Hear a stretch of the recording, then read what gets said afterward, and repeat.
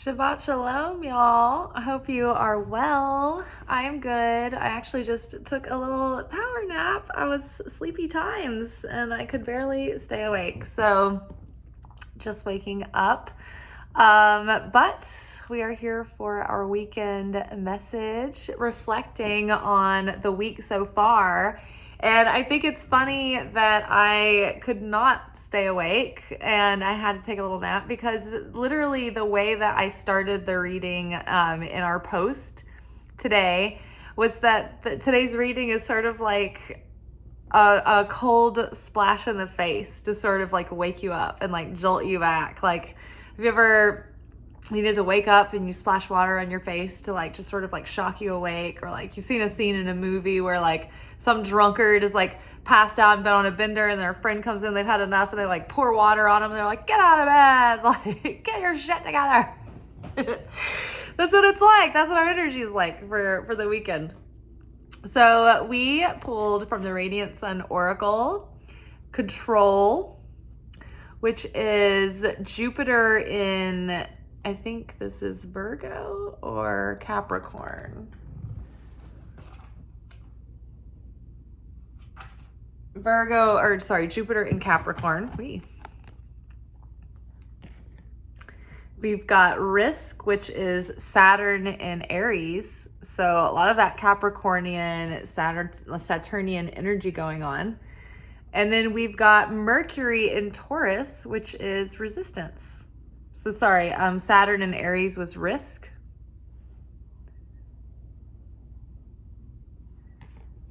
And Mercury in Taurus is Resistance. All right, and then underneath Control, we have Nine of Wands.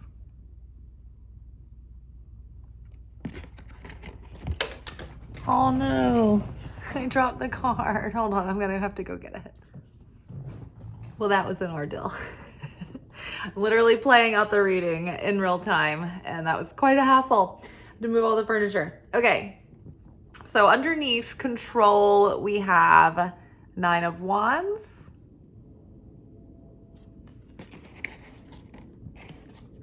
Underneath Risk, we have Queen of Pentacles reversed. And underneath Resistance, we have the Fool reversed. Interesting, the repetition of form here with the bull and the little helper friend here, and then we've got the bull and the fool. The fool is being a bull. The fool is being bullheaded, and the dog here reflected the little like animal companion, animal spirit helper. It's interesting. Then we've got like the floating distant Taurus symbol. And then behind here, behind the Fool, we have the floating distant sun. Interesting. Something that we're not seeing past. Something that's blocking our illumination. Something that we're being rigid and inflexible, that we're not seeing, that we're not looking at. Interesting. We'll come back to this. Okay, so Control. The Jupiter in Capricorn combination expands and heightens the desire of Capricorn to like strive for excellence, to strive for perfection, to work on the self, to be structured and disciplined. And so, you know, this card gives a lot of strength and energy to self-improvement, but sometimes it can be taken to extremes. Now, with this reading, I think that what we need is a little bit more of this energy. I think we need to expand and deepen our discipline. We need to take on more of this, because Nine of Wands is a card that talks about how we can take control of our affairs. We have everything that we need, and like we're capable of getting through our challenge, but it's going to be up to us to like take control of our affairs and be self-determined to move forward.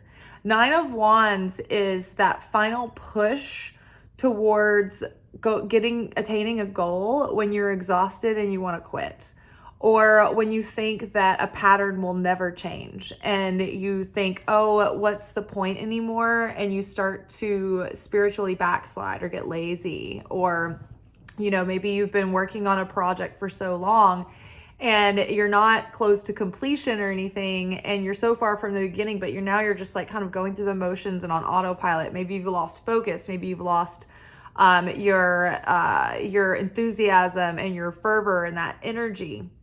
That edgy, sharp energy with the passion when you're really like excited about a project that you're working on, and you're really brought to light about it. It's lighting you up and you're feeling purposeful. Like all of that emotion, that feeling, that's like the gasoline, the fuel paired with your desire. It gives you an active desire rather than a passive desire. A passive desire is when we're like, oh, we're longing for things, we want them, but we're not really doing enough about it to get it done. And so right now, because of the Queen and the Fool being in the reverse position, it feels like we have a passive desire. And maybe we've just hit a point where we're like, we need to get our second wind, essentially. It's like we're in the marathon and we need our second wind. And so, right now is a time to just draw from your inner strength, get focused, and get self-determined to move forward and, break through the subconscious patterns that we're seeing come up. It's like what we've been learning this week is that the wounded inner child is the part of us that is still sort of impulsively, it's like the wounded child is driving our impulses, and it's driving our impulsive reactive behavior. And so it's the wounded child that's creating the negative behaviors, the fearful avoidance, the getting caught in illusion, or shiny object syndrome, being non-committal or being flaky or not committed to consistent structures and routines. The inner child is the part of us that the wounded inner child is that part of us that gets the Knight of Wands wound, where we keep chasing after things, but we're not settling down and like creating roots or following through. It's like starter energy, but not follow through, for the long haul energy. It's, all gung ho while we're excited, but once the initial excitement wears off, it's like the inner child gets bored and wants to do something else. And what we need is to reparent that inner child and give that inner child, that fatherly structure of Saturn, and say, hey, look, you need to buckle down. If you want to have this goal achieved, then you need to show up consistently for yourself. Like, let's get serious. Where do you see yourself in your future? Like, or do you have a plan in place, right? All these steps, they feel overwhelming. It feels like this person is like, I don't know, I still have so much to do. I don't know where to begin. And it's like that overwhelm is causing analysis paralysis, right? It's keeping us from moving forward. See this stuck energy of resistance, this queen that's upside down. The Queen of Pentacles upside down is like, she's not looking at, she's not paying attention to her priorities. She's not prioritizing right. She's not paying attention to the things that she needs to get done. She's not paying attention to her responsibilities. She's not being responsible. She's not handling her affairs. She's feeling overwhelmed and, feeling like helpless almost, and like, oh, what's the point? And so getting distracted, right? Spinning your wheels, doing the things that you do when you procrastinate. But yeah, taking your overwhelm, and instead of being in a state of analysis paralysis where you're like, I don't know which decision to make, because there's this fear of a risk here that might be keeping us stuck. and holding us back, right? And so it's like, just start taking one divinely guided action at a time. If you have an inspiration or like a little ping to take an action, or logically, like, okay, this is the first step I have to take before I can do anything else. It's like, just take that step. That taking of that step will start alleviating the overwhelm, and it will start making everything so much more clear and manageable. All right, I got that off my chest. Now I can go and take a step further. And those small wins are motivating and they're very fulfilling. And so continue to do that. Continue to be consistent and devoted. Because as we are overcoming these old, like the wounded child, the child wounds that are causing us to be erratic and non-committal towards ourselves, this is informing our attachment style that is then triggering this reactive behavior that then,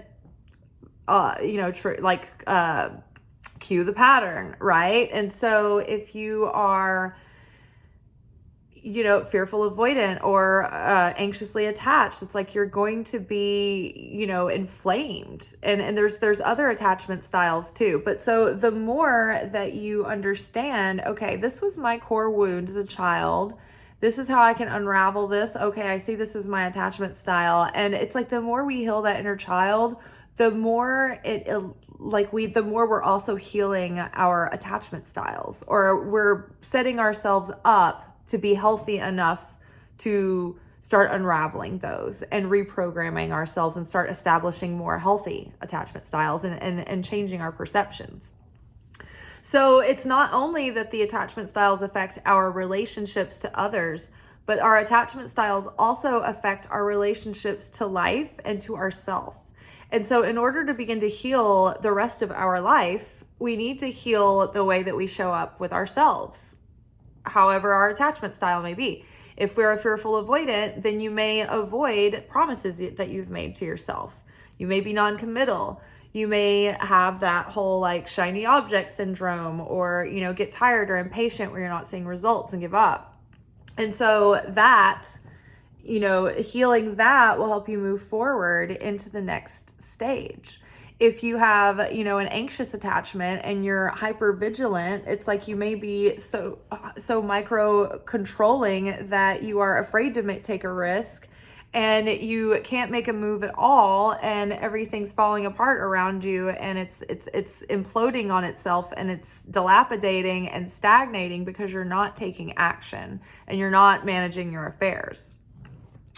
So getting your focus honed in and self-determination. Risk is here with the Queen of Pentacles reversed. And so there may be, like, adding to this overwhelm, you may have anxiety, just looking at the demands around you of, your goals and life and all of it. And it just might feel like, oh, what if I invest all my time doing this and it never amounts to anything? Or what if I put my money into this business and it doesn't, result in anything? What if I open up my heart to this person and it goes nowhere? What if I, put myself out there to my friends and then they all like turn on me and think I'm, whatever. And it's like, if you live life like this, you will never put yourself out there. You will never be able to risk what is required in order to get the reward, right? As creatives, we are very vulnerable putting our work out there that we've put our heart and souls into. Doing these messages, talking about all of this stuff, it's pretty vulnerable. I mean, I've got to be like weird girl talking about like deep stuff all the time. And, it's people who don't know me, they don't know my other dimensions. They don't know I've got a sense of humor and I'm not like super, uptight or anything. And I mean, I think people who tune in get that about me, but, to the first glance, to somebody who's not a spiritual person, that, it can, I don't know, it can make you feel vulnerable, I guess, to just the general public, like, who don't get it, They're like, what is that weirdo doing again? And you're just like, it doesn't matter. But see, that could hold me back and prevent me from ever taking a risk to put myself out there and do something different or odd or things that people don't understand.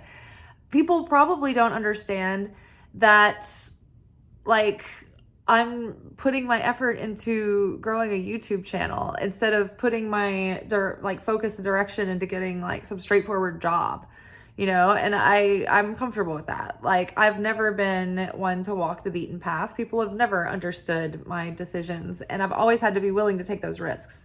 However, we don't need to become haphazard, right? And get lazy or cut corners, right? Because those risks become liabilities. And so we need to be taking healthy risks and calculated risks.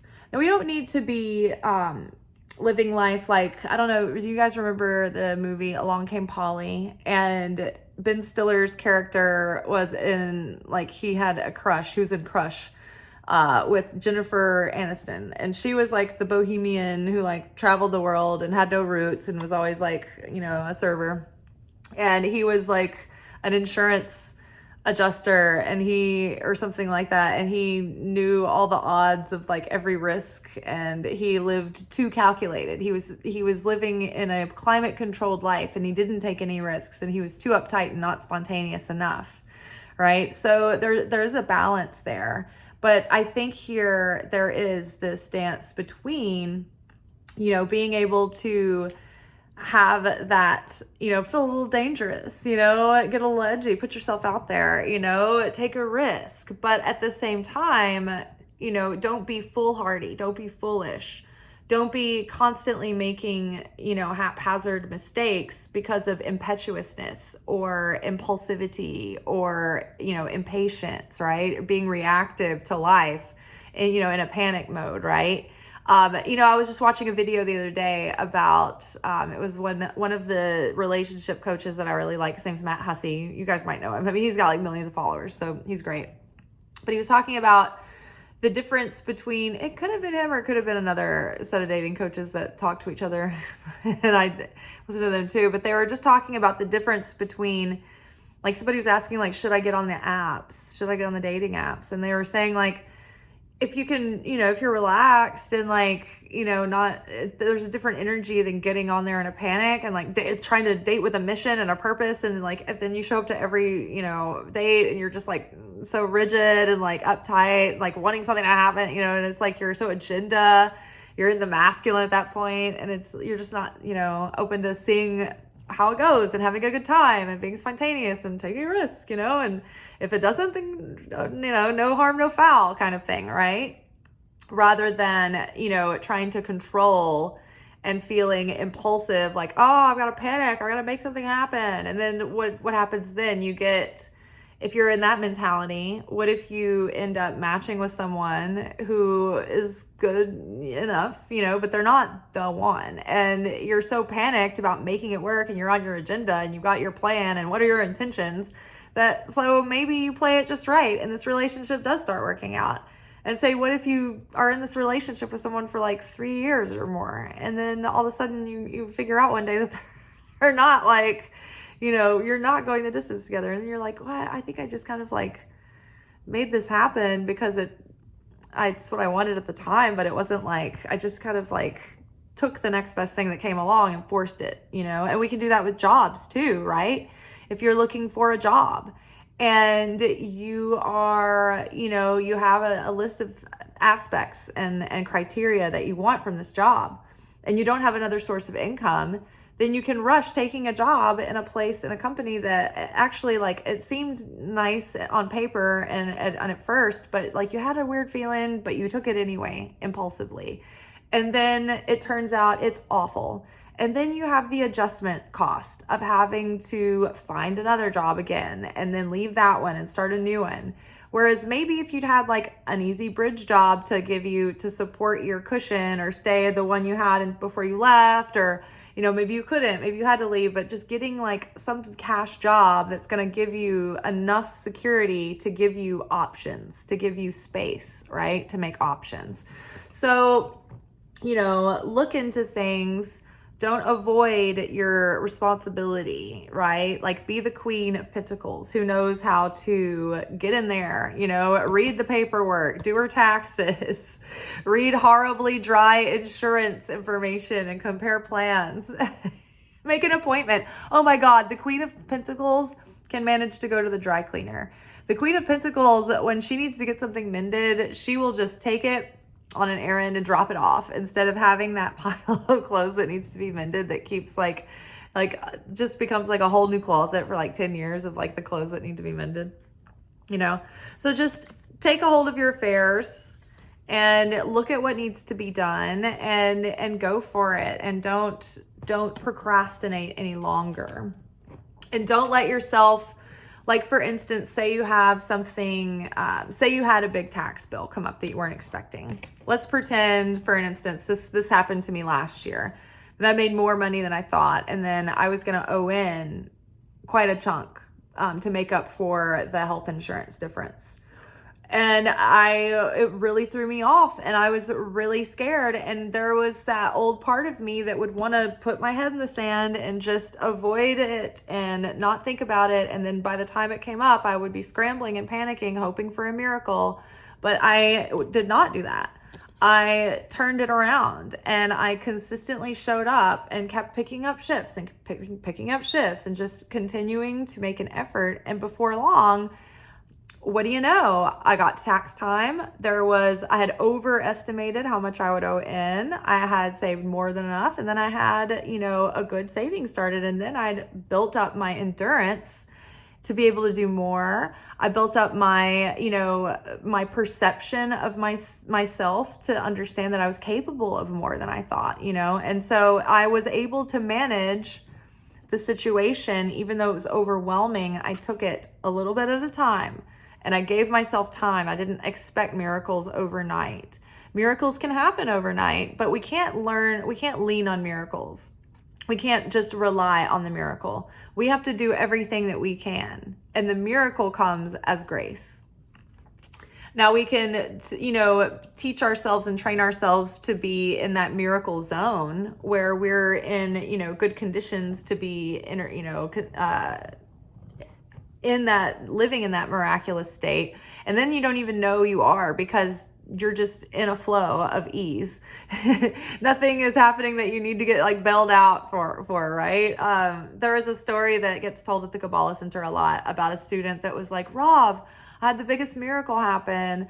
Like the person like got into an accident, but like they didn't have like the damage or something on the car was like all going to be fixed and it was going to be taken care of, and there was no injuries or whatever. And they were like, it was such a miracle. And just like their perception about it, they were just excited that they weren't like looking at it, from a negative point of view. And he was like, you know what? I had a miracle too. I didn't get in an accident on the way here. And it's true. It's like, what a dickwad thing to say. And it's like, Jesus has those moments too, all through the New Testament, mostly the Gnostic Gospels, where they take sassy Jesus and they put him in, they put him into obscurity. They put him into hiding. But yeah, I mean, it's like, we don't realize all the miracles that we experience all the time that we don't even know about, right? That keep us from hardship that we wouldn't even know. We don't even know the difference.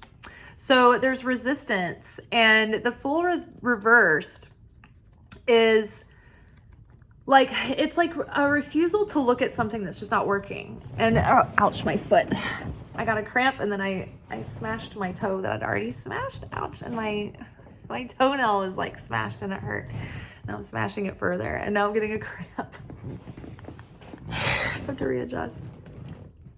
So the Fool reversed is like, we're not looking at something that's just not working, and we need to look very closely and very candidly at our life or our routines or all the things, the people in our lives, the routines, the habits that we're doing, the way that we interact with the people. What's not working about that? What do we need to change? What do we need to see that's not working so that we can move forward? Because there's something here that needs to be adjusted. in order to move forward.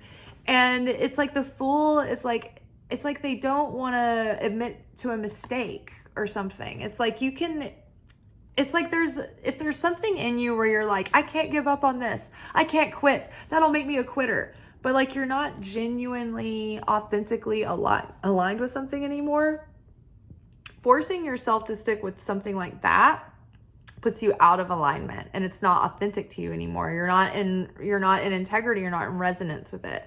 So your heart's not in it.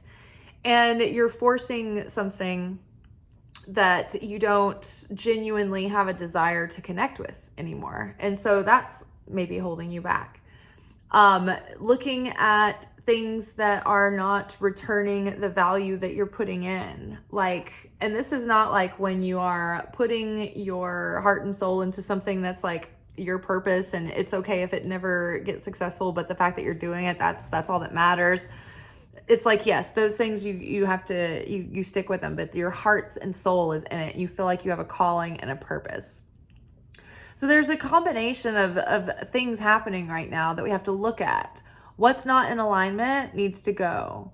What is a bad habit in our daily routine that's taking us away from being able to focus and being able to put our time and attention where it's going to matter, where it's going to have the most value for us later? That's important. And we can squander that time so easily. There's so little of it free to us every day that we aren't using it to toil and make bread, or to literally come home and make food, or to like clean ourselves, to do it all again. So we have to be very intentional with the way that we direct our time. And we have to be willing to adjust and make changes where we need to. We don't want to be so stubborn that we can't make change. Something about, I feel like I want to read the resistance card.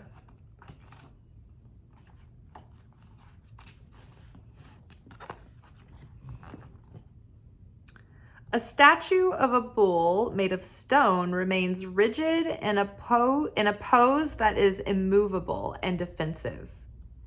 Behind, a shrub blows in the breeze, and a parrot chatters meaninglessly in the sky. The symbol of Taurus appears almost like another bird flapping its wings. Oh, okay. So another thing here is that you just don't want to bother yourself anymore with things that feel meaningless, that things that feel like a waste of your time, or things that don't really fill you up or have any deep meaning to you. Like the chattering parrot, like you're not the kind of person that just wants to make small talk to just make small talk, right? I have made jokes about this, but it's like, back to the example of the dating apps. Sometimes I think of it as such a daunting chore of having to do this chit chat small talk with all these strangers that I have no real connection or investment in, because they're just pictures with a profile, and you're like, is this even real, or is this them just trying to put on a brand or a front, you know what I mean? So it's it's kind of held me back from just taking action and just making an account and just seeing how it goes, right? Perfect real life example of how I'm just something like that can hold you back and not let you move forward.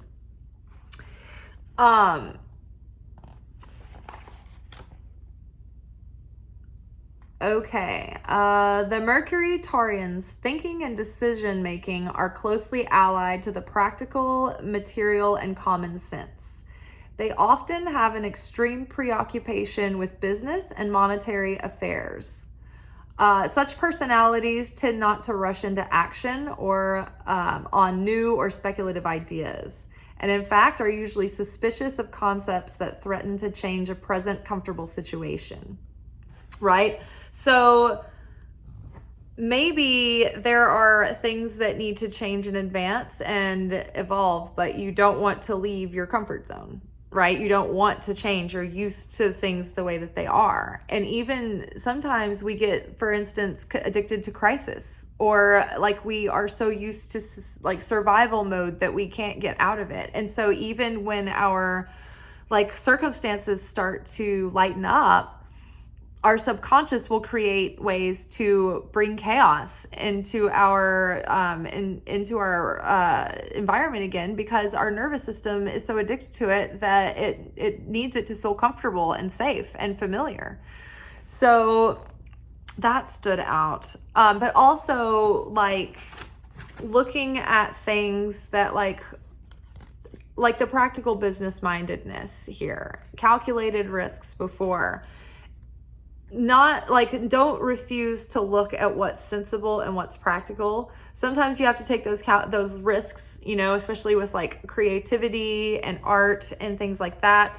There's not always, sometimes you have to be not impractical. Sometimes you have to go above and beyond the practical, but you can be sound business minded. A sound business-minded person. Think about Dolly Parton. Dolly Parton is a very shrewd businesswoman. She's very practical. You can look at her and think she's very impractical, very over the top, but at the same time, she's very, very shrewd, very practical, and knows how to make money, and knows what will make money, and knows, what is not going to make money. So looking at your situation in that way as well. What is going to yield value? What is not? Is that a practical way to spend your time if there's no real value there? Such personalities tend not to rush into action on new or speculative ideas, and in fact are usually suspicious of concepts that threaten to change a present comfortable situation. Now, this can be like, okay, for instance, taking your time in dating, not rushing into anything too quickly, because you don't want to give up your present security, right? It's like you don't want to suddenly jump into a relationship quickly and move in with someone only to find out that you're not compatible, and then you've lost your lease and now you have to find a new place to live, and oh, guess what, rent's gone up, so these are the practical things that end up sending us in these patterns, right? I have been guilty of that myself, falling in love quickly into a relationship. And, it becomes a relationship, like it becomes a committed relationship. So you think you're not doing anything wrong by moving, quickly. And then you move in together because you're moving things forward, right? According to popular belief. And then suddenly you realize this is not the right relationship. And I rushed in before I really spent about a year getting to know this person and all their multifaceted, nature. And now I am, needing to find a place. Like, fortunately, after my 5-year relationship, I kept this place, which was great. But starting over again, like, that would have been so costly. I would have lost this wonderful place that I have by the park, and it's like, think about this. If you're in a new relationship and, everything's exciting, take your time before you make those big changes that take you out of your comfort zone, right? At the same time, if your attachment style is the opposite, to be avoidant, maybe you are, keeping yourself closed off, right? And you're hiding behind that too. And you're suspicious of everyone. You're like, I don't know. And you're maybe looking for things to shield you from opening up. Okay. The Mercury Taurian displays acute powers of concentration and has a good mind for running a business or making things expand and grow. Mercury in the sign of the bull can, however, indicate an extremely obstinate attitude. This personality type bases his or her set of values on things that produce concrete results. For Mercury Taurians, fly-by-night ideas have little appeal, and neither does wasteful chatter. This unflinching concentration on what is, to them, important gives such people an ability to ignore distractions and see only the tangible and profitable essence of situation. This does not make such personalities mean. Comfort and life's pleasures are always of importance to them. Simply that the money-making aspect of a venture has to be based on sound reasoning. Often this card, when it appears in a reading, denotes a need to focus on financial thinking and can be an indication that the questioner must look at accounting, economics, or business advice. Alternatively, it may denote work in travel, transport, or the media. Contracts, haggles over document wording, insurance policies, discussions about beauty or art, the need to take financial advice. It's funny. It's like that was everything we talked about in this video. It's like, haggles over contracts. We talked about insurance policies. We talked about beauty and art. We talked about it all.